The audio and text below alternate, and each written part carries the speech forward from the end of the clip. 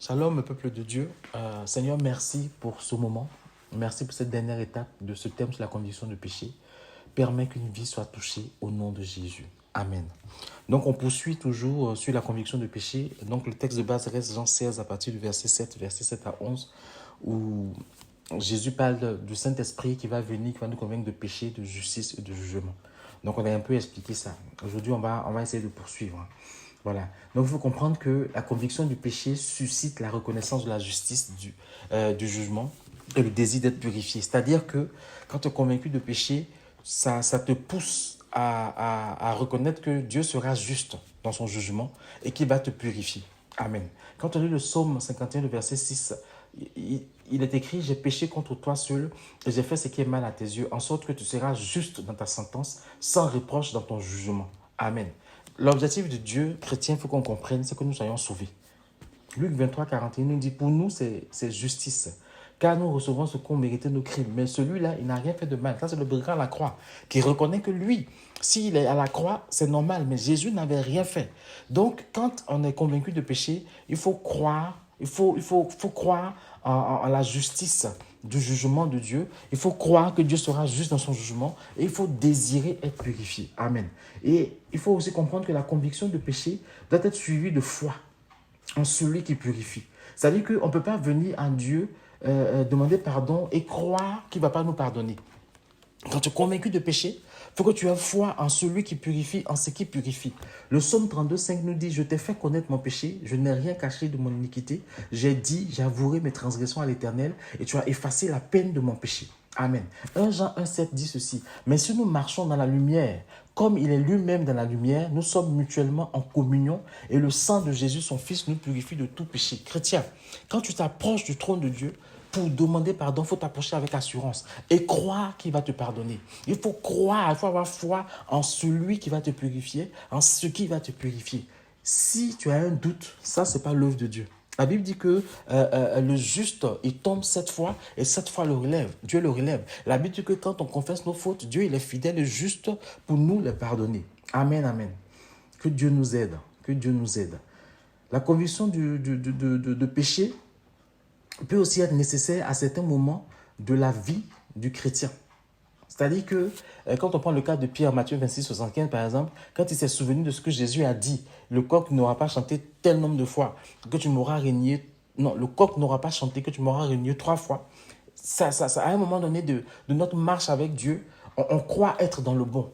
On croit qu'on va tenir la promesse qu'on a faite et puis à un moment donné, on ne tient pas cette promesse-là et l'Esprit de Dieu vient nous convaincre de ce qu'on n'a pas fait, de la promesse qu'on n'a pas tenue et ça doit nous pousser à demander pardon à Dieu. La Bible dit que Pierre est sorti, il a pleuré amèrement. Donc, il a été convaincu, il a pleuré et ça l'a boosté aussi dans sa fidélité à Jésus. Il faut que la conviction de péché puisse nous pousser à la repentance à tout moment, à tout instant de notre vie. Amen, amen. Quand on lit, comment 1 Corinthiens 8, le verset 12, il est écrit « En péchant de la sorte contre les frères et en blessant leur conscience faible, vous péchez contre Christ. » On a parfois l'impression dans l'Église que le péché, c'est juste quand on ne fait pas ce que Dieu nous demande. Et comme je l'ai dit, je crois, dans la première exhortation sur ce thème-là, le péché, c'est aussi blesser son frère. Le péché, c'est aussi faire du mal à son frère ou faire consciemment quelque chose qui va faire du mal à son frère. Ça aussi, c'est le péché. Mais aujourd'hui, cette nouvelle race de chrétiens, on a du mal à demander pardon. On a du mal à présenter des excuses. On a du mal à reconnaître qu'on a blessé par nos propos, on a blessé par notre comportement un tel frère chrétien. Ça aussi, c'est un péché. C'est pour cela que la Bible dit que si tu dois donner ton offrande, et que tu te souviens simplement que ton frère a quelque chose contre toi, pose ton offrande et va te réconcilier. Parce que ça aussi, ça reste un péché. Comme Dieu dit, tu ne peux pas prétendre aimer Dieu que tu ne vois pas. Si tu n'aimes pas ton frère, ce n'est pas possible. Donc, il faut que nous comprenions que notre relation, nos relations entre frères et sœurs en Christ doivent être aussi des relations basées sur l'amour. Et quand on aime, quand le frère dit que tu m'as fait mal, on prend ça en compte et on lui demande pardon. Amen. Et il faut comprendre aussi que le but de la conviction du péché, et ça, il ne faut pas perdre ça de vue, c'est que le Saint-Esprit veut nous amener au salut. Le Saint-Esprit, c'est un esprit d'amour et il convainc de péché, pas pour nous condamner, mais pour nous conduire à la repentance pour notre salut. Amen. Le Saint-Esprit le fait dans le but de conduire n'importe qui au salut par la foi en Jésus-Christ. Il faut que ça reste imprimé. Donc, quand tu es enfant de Dieu, quel que soit le moment où tu es tombé, quelle que soit la faute que tu as commise, sache que le Saint-Esprit sera là pour te convaincre de ce péché-là et te poussera à aller demander pardon à Dieu, à aller te confesser. Amen. Que le nom de Jésus soit béni. Même si le fait d'être convaincu de péché peut produire en nous un sentiment d'humiliation parfois et de tristesse, il faut comprendre que cette forme de tristesse que ça produit là est salutaire. Et quand on lit 2 Corinthiens 7, 10, il est écrit « En effet, la tristesse selon Dieu produit une repentance à salut, dont on ne se repent jamais, tandis que la tristesse du monde produit la mort. » Donc, la conviction de péché doit aussi être accompagnée de cette tristesse-là, de ce sentiment-là de tristesse profonde. Mais il faut comprendre que cette tristesse-là, ça nous conduit à la repentance, ça nous conduit au salut. Amen. La conviction de péché est aussi accompagnée et suivie de la conviction de l'amour de Dieu. C'est très important. C'est pour cela que j'ai dit tout à l'heure que quand on est convaincu de péché, il faut croire, il faut avoir foi en celui qui purifie, en ce qui purifie. Amen. Et si tu ne peux pas avoir foi en celui qui purifie, au sang de Jésus qui purifie, si tu n'es pas convaincu que Dieu t'aime, tu n'es pas convaincu de l'amour de Dieu pour ta vie. Amen. Donc la conviction de péché doit aussi être accompagnée et suivie de la conviction de l'amour de Dieu. Convaincu que Dieu m'aime, c'est parce que tu es convaincu que Dieu t'aime que tu peux venir demander pardon en croyant qu'il sera juste dans son jugement quand tu pèches. Le psaume 27, 13 nous dit ceci: « Oh, si je n'étais pas sûr de voir la bonté de l'Éternel sur la terre des vivants. » Amen. Il faut être convaincu de l'amour de Dieu. Il faut être convaincu de la bonté du Seigneur envers toi qui va te pardonner si tu viens lui demander pardon. Amen, amen. C'est l'Esprit Saint qui produit cette conviction bienfaisante et rassurante. Parfois à des programmes, on a vu des gens pleurer. On a vu des gens se repentir. On a vu des gens se confesser. Ils étaient tristes. Mais c'était une tristesse qui produisait en eux une forme de joie. Parce qu'ils sentaient la peine que Dieu enlevait.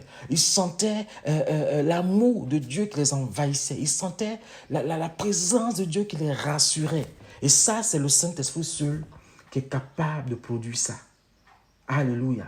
Il n'aurait pas le Saint-Esprit, ce serait désespoir. Il n'aurait pas le Saint-Esprit, la commission de péché serait que créer désespoir. Mais comme le Saint-Esprit est là, il permet que même quand on est convaincu de péché, on soit rassuré du pardon de Dieu.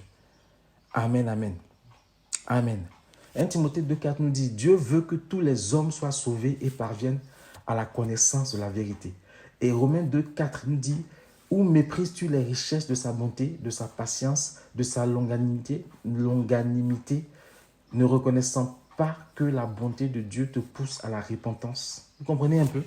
Donc, c'est la bonté de Dieu, en fin de compte, qui nous pousse à la repentance. C'est l'amour de Dieu, en fin de compte, qui fait qu'on est convaincu de péché et qui nous pousse à la repentance. Voilà. Donc, j'ai fait ça en 3 audios pour qu'on ait le temps de parler en 15 minutes à chaque fois. Mais ce que je veux te faire comprendre, au fait, c'est que quel que soit l'état de ton péché, quelle que soit la hauteur, la grandeur de ton péché, quel que soit comment tu vois ton péché, l'Esprit de Dieu me dit de te dire qu'il est capable de te pardonner. Si tu te répands, si tu viens devant sa face, lui, il est fidèle et juste pour te pardonner. Parce que son objectif, c'est que tu sois sauvé. Son objectif, c'est que tu sois sauvé. Amen. Il ne faut pas culpabiliser. Rester dans la culpabilité, mais que cette tristesse que tu éprouves là puisse te conduire, ce regret que tu as, que tu éprouves, puisse te conduire au pied de Dieu et que tu lui demandes pardon parce que son amour n'a pas cessé pour toi, parce que tu as péché. Son amour ne s'est pas arrêté parce que tu as péché. Il t'aime toujours autant, sa bonté pour toi est toujours grande et même ses compassions pour toi se renouvellent chaque jour. Mais il attend que tu viennes devant sa face pour lui demander pardon, lui présenter ton péché afin que lui, Dieu, il puisse te purifier. Ne crains pas, ne doute pas, crois en la justice, dans le jugement de Dieu, parce qu'il est un Dieu juste, il est un Dieu fidèle et il t'aime, il t'aime, il t'aime. Au-delà de ce que tu penses, il veut te pardonner, il veut te pardonner. Il n'attend que toi, il n'attend que toi. Ses bras sont ouverts, ses bras sont tendus. Alors, mon frère, ma soeur, ne demeure pas dans cet état juste de regret. Dieu va te pardonner. C'est pas grave, il t'a délivré de la masturbation, mais tu es retombé de la masturbation, tu te demandes s'il va te pardonner. Son amour est suffisant pour te pardonner. C'est pas grave, il t'a délivré de l'alcool, mais tu es retombé ces temps-ci dans l'alcoolisme. Est-ce qu'il peut te pardonner? Son amour est encore suffisant pour te pardonner. C'est pas grave. Tu es retombé dans tes travers, dans tes addictions. Dieu est encore bon pour te pardonner. Oui, c'est pas grave. Tu avais promis ne pas faire telle chose par rapport à ton épouse, mais tu l'as fait. Dieu est capable de te pardonner. Il n'y a pas de péché que tu aies commis qu'il ne peut pas pardonner. Il dit le seul truc qu'il ne peut pas pardonner, c'est le blasphème contre le Saint-Esprit. Mais à part ça, quel que soit ce que tu as fait, quel que soit ce dans quoi tu vis, Dieu est capable de te pardonner. Il est capable de te purifier. Il est capable de te délivrer. Il est capable de te nettoyer. On t'a dit que tu es mauvais depuis ton enfance. On t'a dit que tu n'es pas bon depuis ton enfance. On t'a dit que tu n'aboutirais à rien. Et tu t'es convaincu que toi-même tu es une méchante personne. Toi, Dieu t'aime. Dieu est aussi capable de te pardonner. Viens à lui et tu verras, son amour est suffisant pour te pardonner. Que le nom de Jésus soit béni. Et souvenons-nous toujours que Yahvé, Bethel, c'est notre papa. C'est notre papa et il nous aime. Si vous avez des questions, n'hésitez pas. Et sachez aussi qu'on a une réunion Zoom tous les vendredis de 21h30 à 23h, heure de France. Si vous êtes intéressé, contactez-nous. On donnera le lien au moment venu pour nous rejoindre. Voilà, soyez bénis et puis on se retrouve une autre fois pour une autre exhortation.